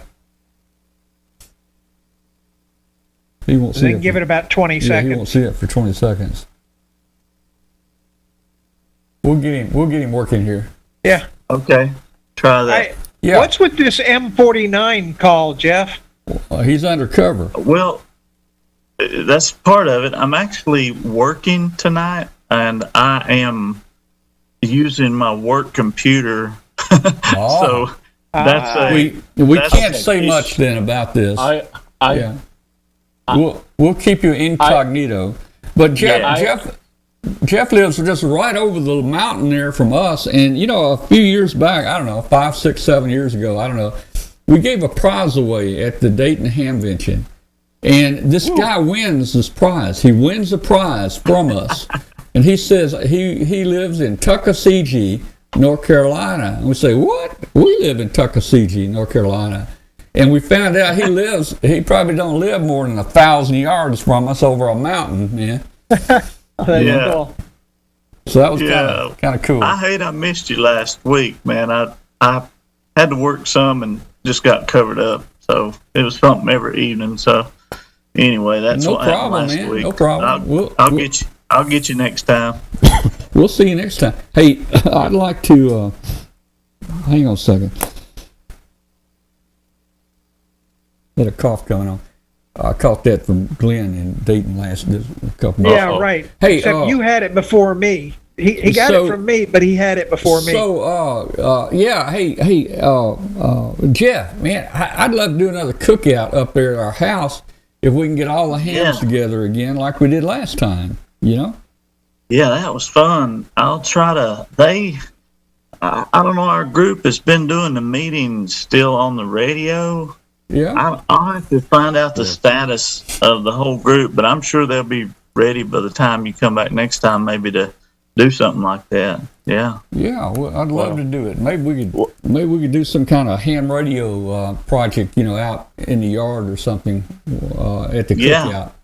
We could make. I'd like to make one of those antennas like you got up in that tree right there in front of your house. One that goes straight up in the tree that does. Yeah. I think it does all band. Well, it's just a piece of wire, and of course, with an auto antenna tuner, it'll tune any band. You know, I'm starting to consider. I'm thinking about just an end-fed random wire, and with a balun, and that takes a 9-to-1 balun, and I built one of those a while back. That doesn't even require an antenna tuner. An external one. There's a lot of people using the end-fed random and an end-fed half wavelength, and let's see, if you use a half wavelength, it needs to be a 49-to-1 ratio, and if you do a random link, it needs to be a 9-to-1, and so here's one I think this is a 49-to-1 that I built this year. I just put it in a box. Real easy to build. Coax goes in, hang it up. Let's see. Yeah, hang it up right here, and then just one wire comes off here and goes out. And this matches impedance close enough that you don't have to have a remote antenna tuner. And usually the little tuner in your radio will take care of this. But that'd be great. But you know, if I did something like this, I need to test this out in the backyard. If I did something like this, I wouldn't have to bring that antenna tuner and power it up and all that kind of stuff, you know. So I might try something like this next time I come over there. Hey Jeff, did you see? I sent Kathy's still in North Carolina. She's heading back tomorrow. I sent her a video yesterday. There was a pilot that landed an airplane right on a highway. It was 30 miles from Tuckasegee. Have you heard about that? Yeah, he was down in Swain County, down in Bryson City there, and it was up on the little interstate that runs by Bryson City there. It's by Bryson and Cherokee. It's Highway 74, you know, that comes off 40. Anyway, he was had to make an emergency landing, and I think they actually fixed the plane, and the sheriff's office put a video up where he took back off on the road there. Well, and got going. I think so. I read where they fixed it, and I thought it said that he took back off. I think I saw a picture of the police cars had the highway blocked, and he took back off. But I also saw the airplane on a flatbed truck, so I don't know what was going on there. But it's a cool video, guys. If anybody wants a link, I'll send you a video. He got a video out the front window of his airplane. He's over the Smoky Mountains. All it is down there is trees. And he's flying this thing, his engine's cutting out. And he thinks, where am I going to set this thing down? And he sees a river there, and he says, well, he tells his dad there, he says, we're going to go down in the river. I'm so sorry, Dad, but we're going to go down in the river. And then just in the next few seconds, you know, with the way the mountains are, the next few seconds, he saw a little opening between the mountains, and there was a highway there. The highway popped, after he'd already planned on setting it down in the river, the highway popped up. And it's a cool video.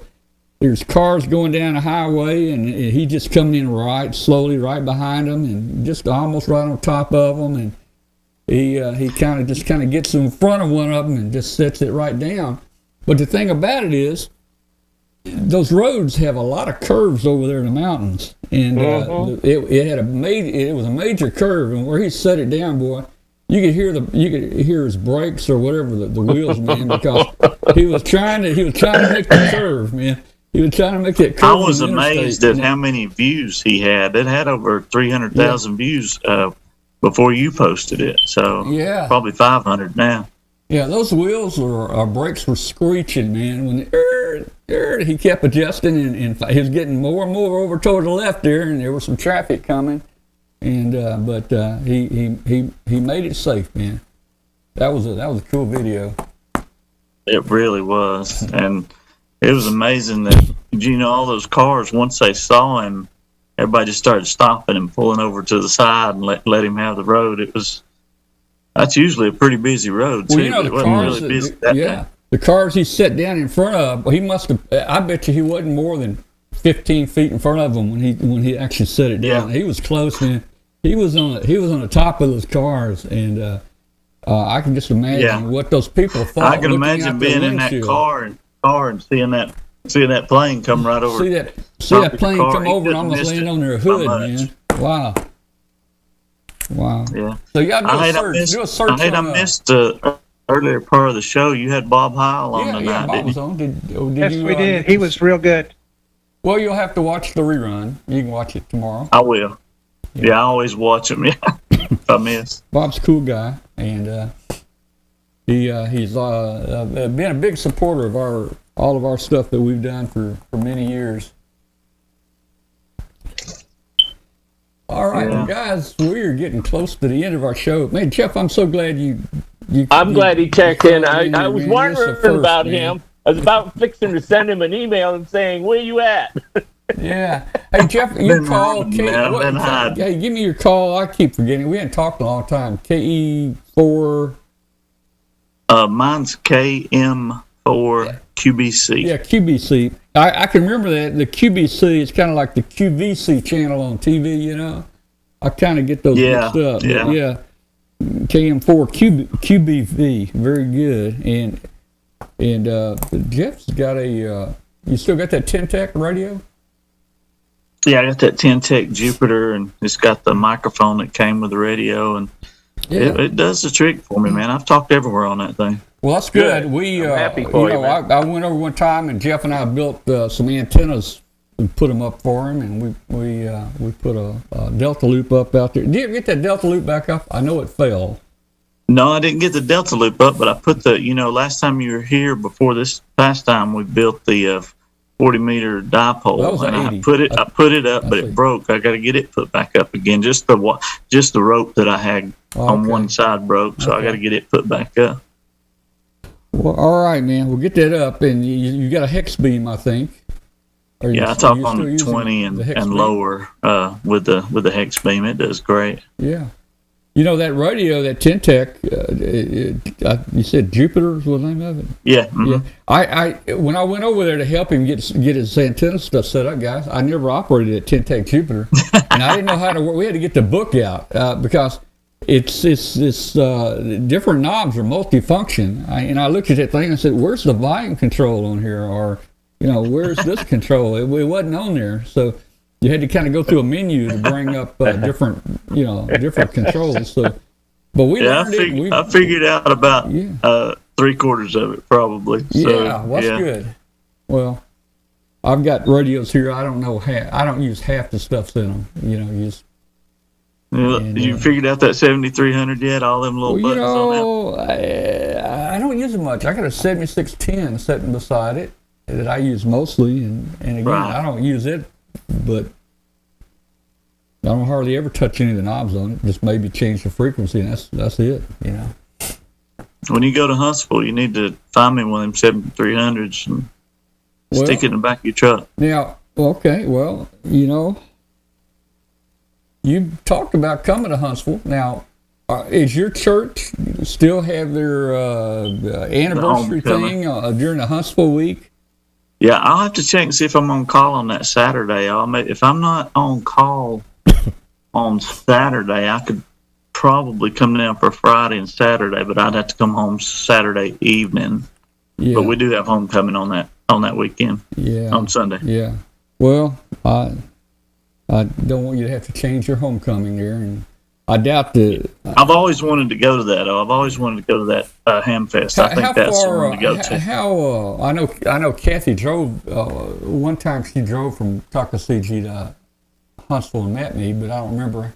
Is it I don't think it's, but maybe 4 or 5 hours. I don't. Yeah. It's not that bad. 4 hours. Yeah. Well, I'll find out here real quick. I think, and she drove in the rain that day too. That probably wasn't a great trip. Well, hey, let me make a quick announcement. Hey, everybody, we're almost out of time here on our shortwave broadcast from WBCQ. This show is Amateur Radio Roundtable. It's about ham radio. We'd love to hear from you. Send us an email to tom@w5kub.com. Tell us where in the world you are and how you're hearing the show. And we'll see you guys next week. 73 to everybody. Hey, Jeff, I want you to do some more music recording up there. I'm sure the little one there is keeping Brady busy, but I mean, call him over there on the porch and do a little bit of recording, eh? Yeah, if we can get that cookout together, I'll try to get Brady to come over and maybe Bo and maybe a few more. We'll see how it works out, but I'll try to at least get Brady over there and we can try to do a couple of new songs for you guys. All right, well, guys, the show is over, but don't go away because we're going to have the dead possums on here in just a minute. Now, Google Maps says it's about a 4 hour. Our show is officially over. Sorry you didn't make it to shortwave, Jeff, but we right now are going to hear from the dead possums here, and let's see if I can. Oh, what's wrong with this thing? It's about a 4 hour and 48-minute drive, by the way, according to Google Maps. All right, what is going on? Okay, thanks. Let's see. It's on your favorites there, Tom. I know you listen to it every day. I do listen to it every day. Let's see what we got here. Yeah, his playlist has one song in it. Here we go. We got a couple songs. I think we did too. What is that? That's not good. Wait a minute. Why am I getting feedback? Why am I? Oh, wait a minute. Wrong one. Here we go. Tom Medlin, W5KUB, and this is the Amateur Radio Roundtable. And today is July 24th, and we're coming to you from the Blue Ridge Mountains in North Carolina. Welcome, everybody, and we're going to open a show with 2 of the 3 dead possums.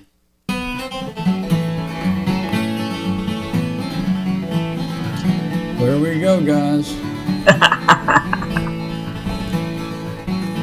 That's KM4QBV right there.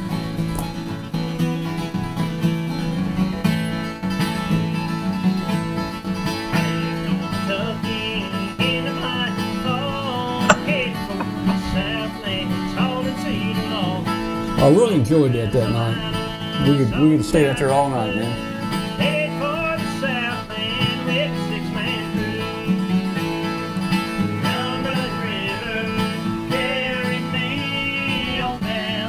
All right, so where's the Cumberland River at? Tell me.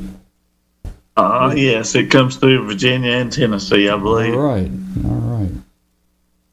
Well, I like that song. Let me see. We got another one from the Dead Possums. Let me see. Let me hit the right button here. No, that didn't work. Let's see.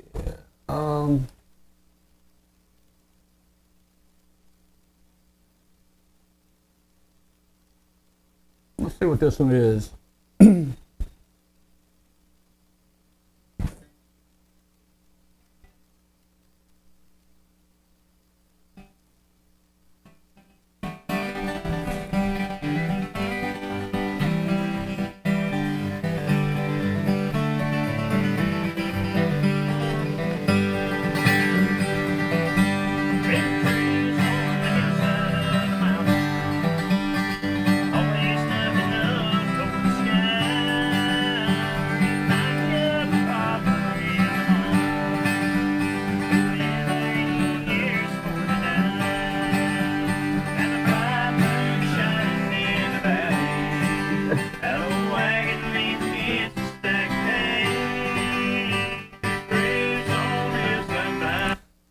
Well, I just wanted you to know, Jeff, that all the 5 people are watching this tonight. Hey, I'm happy. I'm happy. Look at there. Hey, Tom, you got a square dance next time. Well, I don't know if I can do that, but I'll try.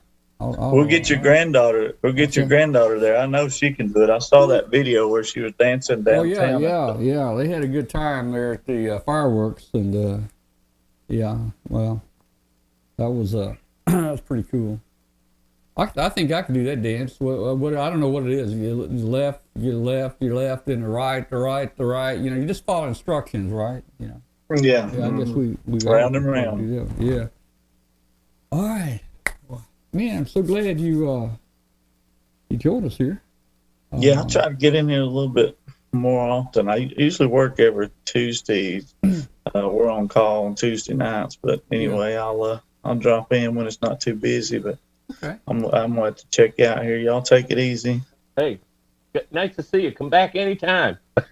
I'll do it. All right, guys. Well, I'm going to go ahead and we're going to close after the show. We had a good time tonight. We had Bob Heil with us. We had the dead possums with us. We had a good time tonight. 7:30. Yeah. We'll try to schedule something like this again for next week. Yeah. All right. Maybe see you this weekend, Tom. All right. Hey, give me a call, Glenn, and if I'm around, I should be. We can get together and we can do that. All right. Sounds good. All right. We'll see everybody. Good night to everybody.